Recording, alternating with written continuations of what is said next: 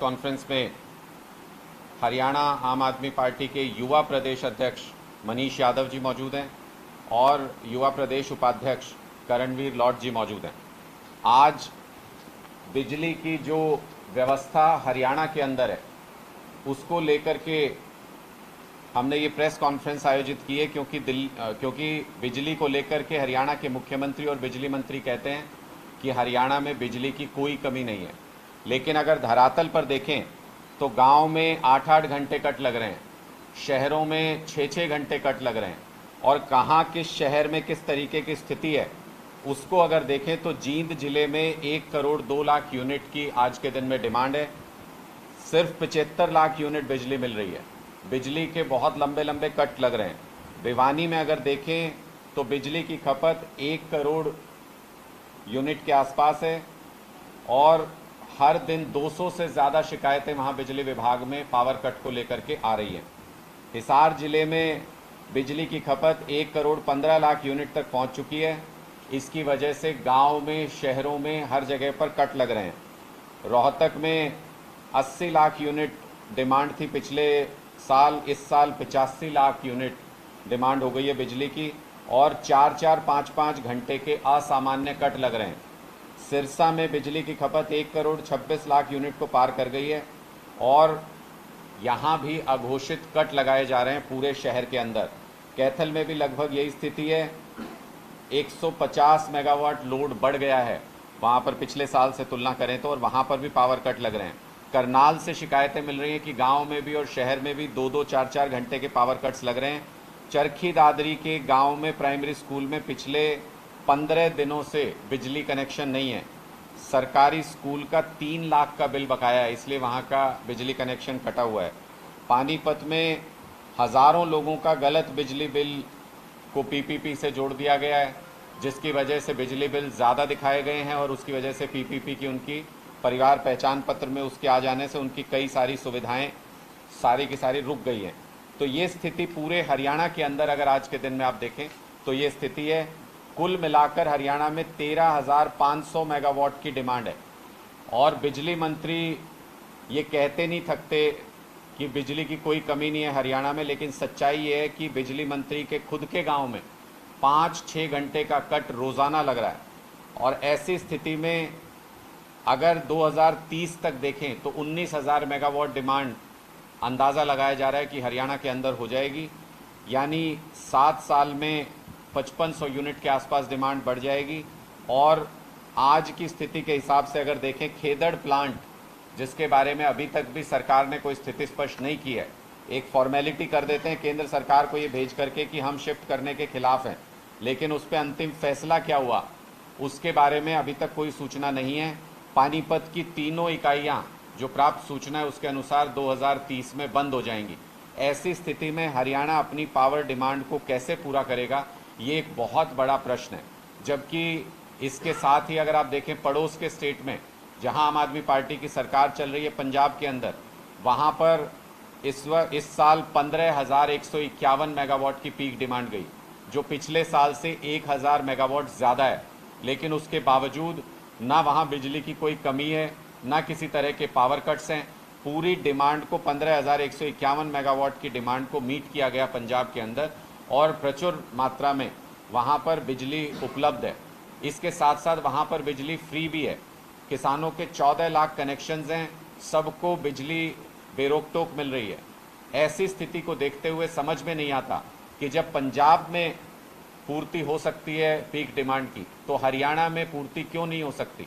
हरियाणा सरकार क्या central pool से बिजली खरीद करके लोगों को 24 घंटे बिजली उपलब्ध नहीं करा सकती है? जब पंजाब में आम आदमी पार्टी की सरकार 24 घंटे बिजली उपलब्ध कराने की तरफ अग्रसर है, जब दिल्ली में हम 24 घंटे बिजली उपलब्ध करा रहे हैं, जब पंजाब में 90% लोग जो हैं उनको मुफ्त बिजली मिलती है, दिल्ली के अंदर 80% लोगों को मुफ्त बिजली मिलती है, तो फिर हरियाणा में ये सुविधा क्यों नहीं मिल सकती है लोगों को? हरियाणा के अंदर लोगों को फ्री बिजली क्यों नहीं मिलती है? ये भी एक मूलभूत सवाल है। 24 घंटे बिजली क्यों नहीं मिलती है, ये हमारा दूसरा सवाल है। और सबसे बड़ी बात कि जो ये पीक डिमांड जिस तरीके से जा रही है, इसको मीट करने के लिए हरियाणा सरकार क्या कर रही है, क्योंकि बिजली मंत्री और मुख्यमंत्री दोनों ने स्पष्ट तौर पे ये कहा कि हरियाणा में बिजली की कमी नहीं है, लेकिन गांव में और शहर में 5-5, 6-6 घंटे के पावर कट हर जगह पर लग रहे हैं। दूसरा एक महत्वपूर्ण मुद्दा जिसके ऊपर आज हम अपनी बात रखना चाहते हैं, सीईटी की परीक्षा को लेकर के काफ़ी लंबे समय से स्टूडेंट संघर्ष कर रहे हैं और सरकार लगातार इन स्टूडेंट्स की मांग को नज़रअंदाज कर रही है। इतिहास में पहली बार सरकारी पेपर लीक, आप इसको कह सकते हैं, सरकार ने ऑफिशियली पेपर लीक किया जब 41 क्वेश्चन पहले दिन के पेपर के दूसरे दिन में भी आए। हमारे पास ये सूचना भी है कि इसमें खूब सारे पैसे का लेन देन हुआ और ये बताया गया कि कल का पेपर तैयार कर लीजिए, अगले दिन उसमें से सवाल आएंगे। ऐसी सूचना भी है, उसकी आधिकारिक शिकायतें भी आने वाले दिनों में हमें लगता है कि कई लोग करने वाले हैं। मेरे साथ युवा प्रदेश अध्यक्ष मौजूद हैं आज, और हमने ये निर्णय लिया है कि हम विधानसभा का घेराव 25 तारीख को, जिस दिन विधानसभा का पहला सेशन होगा, उस दिन हम विधानसभा का घेराव करेंगे, क्योंकि युवाओं की आवाज़ हरियाणा सरकार के कानों तक नहीं पहुंच रही है। उसको हरियाणा सरकार के कानों तक पहुंचाने के लिए युवाओं का एक ज़बरदस्त संघर्ष ज़रूरी है, और सरकार सीईटी के मुद्दे पर संवेदनशील हो, इसके लिए क्या योजना है, कैसे क्रियान्वयन होगा, कब इस पर प्रोटेस्ट किया जाएगा, मैं मनीष जी से कहूँगा कि वो इस पर अपनी बात रखें। जैसे कि पूरे प्रदेश के युवा लगातार इस मामले को लेके, सीईटी के मामले को लेके, बेरोजगारी के मामले को लेके परेशान है, और लगातार सरकार का जो रवैया है वो युवाओं के विरोध में है, युवाओं को रोजगार ना देने के रास्ते पे है। अभी हाल ही में जो बड़ी बात है वो सामने ये थी कि जब हाई कोर्ट से ये स्टे लग चुका था कि जो रिजल्ट में आपने त्रुटियां ठीक की है उससे संतुष्टि नहीं की जा सकती, उसके बावजूद सरकार ने मुख्य परीक्षा डबल बेंच में जाके अप्रोच करके रातों रात कोर्ट खुलवा के और मुख्य परीक्षा की अनुमति ली, और उस परीक्षा में भी इतना बड़ा झोलझाल हुआ। उसके बाद ये साफ हो गया कि किस तरह से सरकार जो है अपने करीबियों को, अपने चहेतों को नौकरियों में जगह देने के लिए लगातार युवाओं के भविष्य के साथ खिलवाड़ कर रही है। 6 अगस्त को हुई परीक्षा में, जहां ग्रुप 57 की परीक्षा थी, उसमें जो सवाल आए थे उन सवालों में से 7 तारीख को जो परीक्षा ली ग्रुप 56 के लिए, 56 के लिए, उसमें 41 सवाल रिपीट किए गए। और जैसे ही ये सामने आया, पूरे प्रदेश के युवाओं ने जगह जगह पे प्रदर्शन भी किया, इसके खिलाफ मांग भी उठाई कि इस पेपर को रद्द किया जाए, दोनों पेपर को रद्द कर दिया जाए, और जो एजेंसी इसको बना रही है उस एजेंसी को ब्लैकलिस्ट किया जाए, एफआईआर कराई जाए। साथ में एचएसएससी को बर्खास्त किया जाए, जो लगातार विफल रही है युवाओं के लिए परीक्षा कराने में, रोजगार उपलब्ध कराने में। इसके साथ साथ इसकी जांच हो, न्यायिक जांच हो। ये सब मांगे सरकार के सामने रखी गई। अब तक किसी प्रकार का कोई भी संतोषजनक जवाब या कोई भी कार्यवाही सरकार की तरफ से नहीं की गई है। हम आम आदमी पार्टी के सभी यूथ विंग के कार्यकर्ता और हमारे साथी सीवाईएसएस जो युवाओं के भविष्य की लगातार लड़ाई लड़ रहे हैं, संघर्ष कर रहे हैं, उनके साथ सड़कों पे उतर के सरकार को चेताने का प्रयास कर रहे हैं, जगाने का प्रयास कर रहे हैं। अब जब सरकार अब तक कोई फैसला नहीं ले पाई और विधानसभा सत्र शुरू होने वाला है, उम्मीद थी कि इससे पहले कोई ना कोई सकारात्मक फैसला ले लिया जाना चाहिए था और कोई ना कोई इस पे कार्यवाही हो जानी चाहिए थी। लेकिन सरकार नहीं चाहती कोई कार्यवाही और वो मनमाने ढंग से भर्तियां करना चाहती है। तो इसके विरोध में 25 तारीख को हम लोग पूरी आम आदमी पार्टी की यूथ विंग और साथ में हमारे सीवाईएसएस की विंग मिलके विधानसभा का घेराव करेंगे और कोशिश करेंगे कि सरकार इस मसले को सुने और विधानसभा में इसकी गूंज उठे और युवाओं का भविष्य सुरक्षित हो सके। इसके साथ ही जो हम जानते हैं कि महिलाओं की सुरक्षा को लेकर के भी सरकार गंभीर नहीं है, तो कई सारे मुद्दे इस बार जब विधानसभा का सेशन होगा तो हम उम्मीद करते हैं कि जो विपक्ष में विधायक हैं, क्योंकि विपक्ष अपनी भूमिका सही से नहीं निभा रहा है, इसलिए सरकार निरंकुश हो गई है। हम विपक्ष के नेताओं पर, विपक्षी पार्टियों पर भी दबाव बनाने के लिए एक तरफ विधानसभा के अंदर हम उनको अनुरोध करते हैं, जो भी विपक्ष में नेता हैं, कि वो सरकार से इन सारे मूल प्रश्नों पर, महिला सुरक्षा पर, संदीप सिंह के मामले पर, खास तौर पर किसानों के मुद्दे पर, जो किसानों को मुआवजा नहीं मिल रहा है समय से, बिजली के मुद्दे पर, युवाओं के मुद्दे पर, इन सारे मुद्दों के ऊपर विधानसभा में गूंज होनी चाहिए, लोगों की आवाज़ पहुंचनी चाहिए। विधानसभा के अंदर हम विपक्षी विधायकों से अनुरोध करते हैं वो इन मुद्दों को उठाएं, और विधानसभा के बाहर आम आदमी पार्टी ये सुनिश्चित करेगी कि चंडीगढ़ की सड़कों पर इन सारे मुद्दों की गूंज सुनाई दे, ताकि सत्ता के गलियारों तक आम आदमी की आवाज़ पहुंच सके।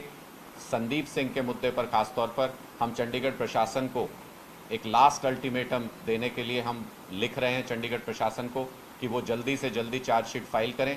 अगर वो चार्जशीट फाइल नहीं करते हैं तय समय सीमा के अंदर, तो आने वाले दिनों में चंडीगढ़ में हम इस मुद्दे को लेकर भी अनशन पर बैठेंगे। आपके कोई सवाल हैं तो आप पूछ सकते हैं। देखिए, सीईटी में बहुत स्पष्ट है। एक तो ये जो 41 क्वेश्चन रिपीट हुए, ये सरासर आधिकारिक तौर पर पेपर का लीक किया जाना है, इसमें अब कोई संदेह नहीं है।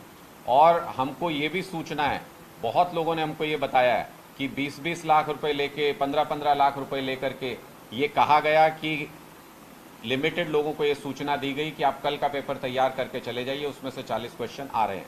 ऐसी स्थिति में ये पेपर कैंसिल होना चाहिए था, ये एजेंसी ब्लैकलिस्ट होनी चाहिए थी, और युवाओं के भविष्य के साथ खिलवाड़ नहीं होना चाहिए था। लेकिन जो देखने को मिला वो ठीक इसके उलट था। मुख्यमंत्री आकर के कहते हैं कि सरकार का काम पेपर कराना नहीं है। तो सरकार का काम अगर पेपर कराना नहीं है, सरकार अगर युवाओं के लिए पेपर नहीं करा सकती और युवाओं को अगर नौकरी नहीं दे सकती, तो सरकार को सरकार बने रहने का भी अधिकार नहीं है, कुर्सी पर रहने का अधिकार नहीं है मुख्यमंत्री जी को।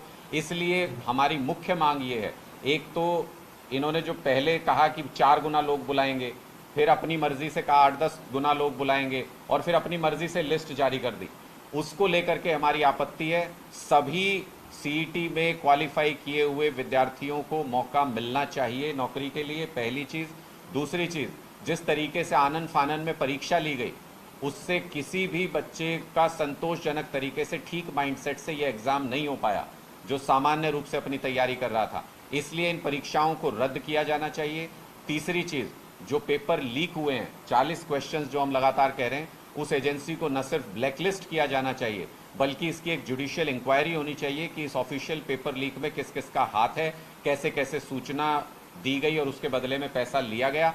इस सब की जुडिशियल इंक्वायरी होनी चाहिए, और जो भी शामिल है इसमें, चाहे वो सरकार के लोग हैं, चाहे नेता हैं, चाहे अफसर हैं, उन सभी के खिलाफ सख्त कार्रवाई होनी चाहिए इस मामले में। ये जो एजेंसी को बड़ा सीक्रेट कंडक्ट रहता है, एजेंसी में चेयरमैन और एजेंसी एग्रीमेंट करते हैं, उसका तो पता ही नहीं लगता कि ब्लैकलिस्ट किया नहीं किया क्या हुआ, तो इसकी जिम्मेवारी केवल उस एजेंसी तक सीमित नहीं, बिल्कुल एजेंसी तक सीमित नहीं है। जिस तरीके से ये पूरा घालमेल किया गया, उसमें एचएसएससी की भी पूरी भूमिका है, उसमें सरकार की भी पूरी भूमिका है, और हम पहले देखते आए हैं कि किस तरह से एचएसएससी में काम होता है, किस तरीके से एचपीएससी में काम होता है। हम पहले से देखते आए कि पैसे का कैसे आदान प्रदान होता है। खुलेआम केसेस आए, पहले भी ऐसे आरोप लगते रहे कि पैसा लेकर के नौकरियां दी जा रही हैं, भर्ती की जा रही है। तो हमें पूरा संदेह है कि ये सुनियोजित तरीके से पहली बार पूरे देश में ऐसा एक मामला आया जब आधिकारिक तौर पर सरकारी पेपर लीक किया गया। उस पेपर लीक की जुडिशियल जांच होनी चाहिए, और उस जांच के दायरे में सिर्फ एजेंसी नहीं आती है। एजेंसी एक प्रोफेशनल एजेंसी अगर है तो उसको कोई फर्क नहीं पड़ता है कि किसका एग्जाम है, क्या हो रहा है, किसको फायदा हो रहा है, किसको नुकसान हो रहा है। वो स्टैंडर्ड तरीके से अपना पेपर सेट करते।